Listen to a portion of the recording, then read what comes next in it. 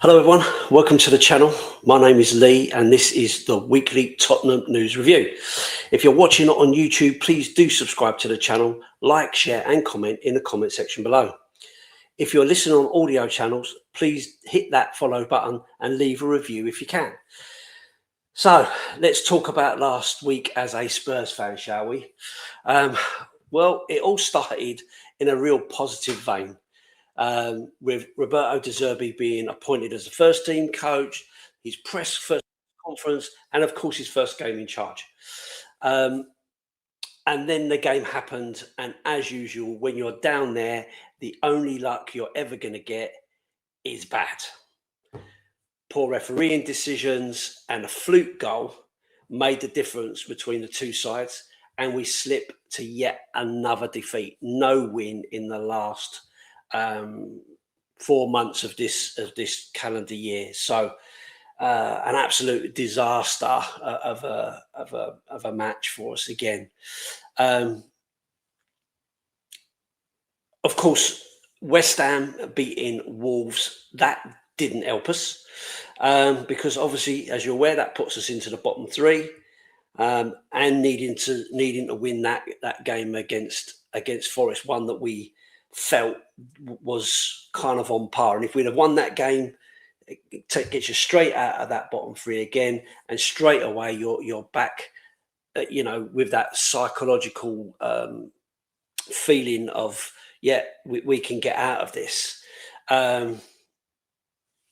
But of course it didn't come, and so here we are, another week to sit there and stew within the relegation zone.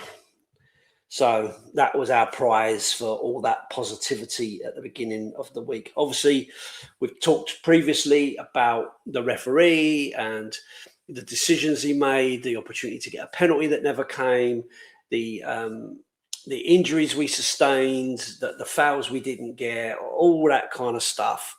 The fluke of a goal, Van der Ven sticking his leg out and it coming off kind of like his heel, sending Kinski in the wrong direction. And of course, there we are, like I said, stuck in this relegation zone for another week. So, and in this week, we obviously found out that Mo Kudus had another injury, and that's going to keep him out of the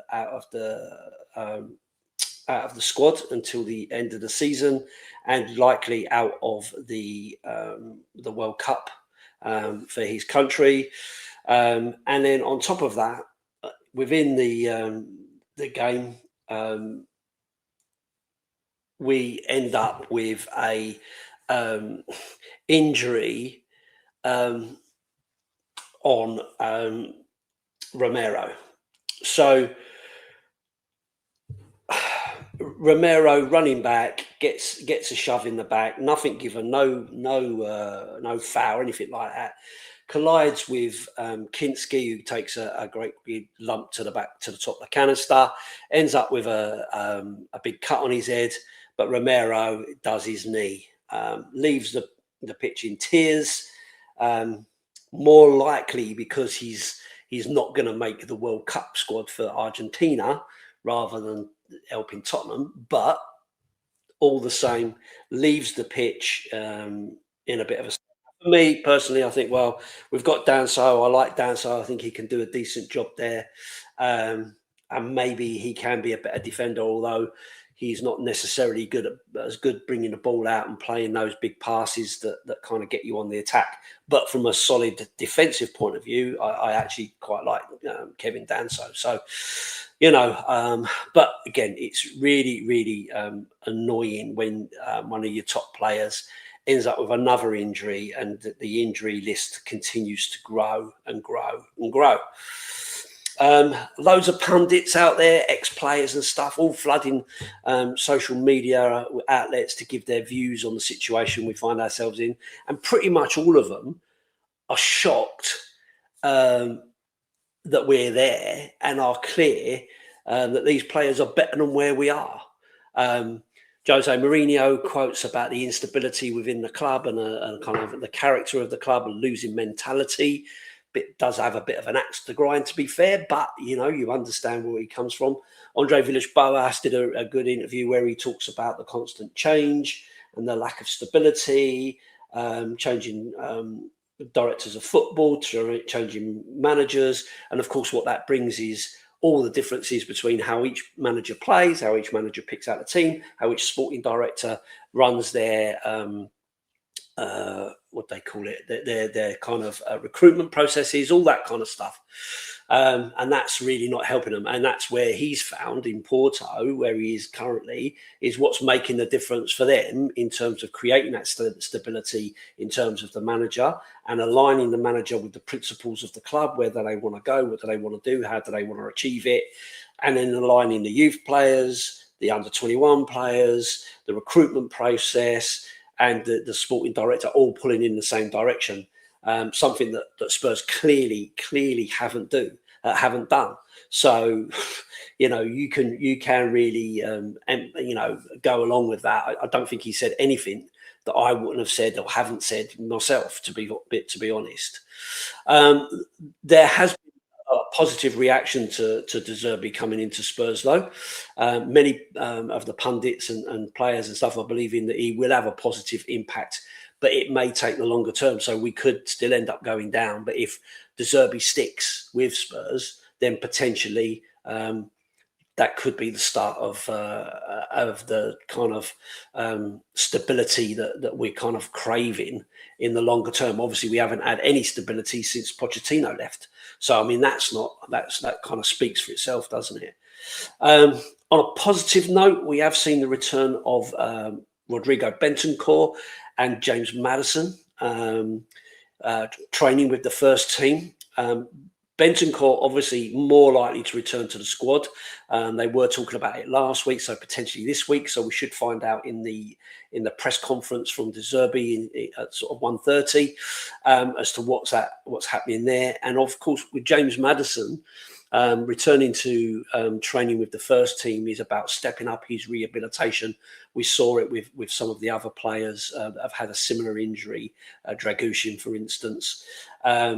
So unlikely to come back just yet, but at the same time, he is stepping up his training. So hopefully that will give us a bit of a boost, and potentially he could come back, maybe take part in the last couple of games of the season, which would be a very positive thing, considering, he could get a full pre-season in and hopefully start next season in a good way, preferably in the Premier League. So, but we are, to see that happening. It's also been reported that Donna Cullen, the right-hand woman to Daniel Levy, has had a compensation payout of £6.6 million. Yep, I did say that right, £6.6 million. And that is to repay her for her 20 years of loyalty working at Tottenham Hotspur, and obviously losing her position. And so she's been paid out that. I dread to think what Daniel Levy's getting. But yeah, 20 years of loyalty. And we need to forget about the lack of success and the continued failings under her stewardship. We can forget about that and we pay out 6.6 million. But we have to keep ourselves within the PSR rules and viability and all that kind of stuff. So fair play to her. I'm sure that will keep her warm at night, holding on to that 6.6 million for leaving a job like that. So yeah, okay, enough said about that. Don't really want to get drawn into it too much. Thomas Frank's agent has said it's too early for him to do any media interviews about his time at Spurs. Potentially, I think there's an NDA in there, got to be something along those lines, where he is not allowed to talk to the media and stuff, especially if that has an impact on our current situation in terms of trying to stay in the Premier League. You kind of think, well, maybe you have to sign an NDA and keep it. So for me, potentially, I think we'll see him start talking about his time at the end of the season, probably on the overlap with Gary Neville and his cronies. But to be honest with you, I'm really not keen to hear what he's got to say at this moment in time. It'll all be excuses and somebody else's fault. for me, he was just never the right fit. He never showed those skills that were quoted as being his skills for me. I didn't see any of that in his time. So, I don't really want to hear what he's got to say. So, and then at home this weekend, 17:30 versus Brighton. Tough game, a good team. The fans planned a welcome for the players, a bit like the Nottingham Forest one, which a bit controversial. Some people liked, some people didn't like, got a little bit of stick for it, parade when you're going down, all that sort of stuff. But this is about trying to show unity and trying to show that we're behind the team and giving them a good send-off and so on. Didn't happen against Forest, but it's been cancelled. And this was at De Zerbi's request and the team, the club's request.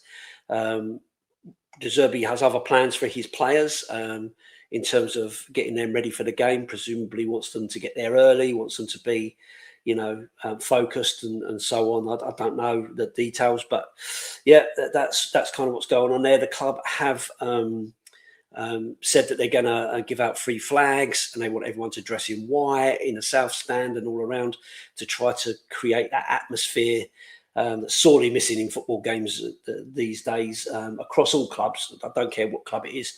Atmosphere is very, very lacking. And when you're playing poor football and in a difficult place, it doesn't really help, does it? It doesn't really help at all to have a poor atmosphere. So fingers crossed something can come of that.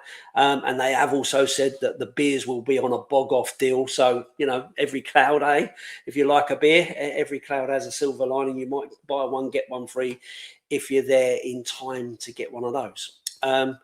So things are obviously not going great currently, but we do still have 6 games to turn it around.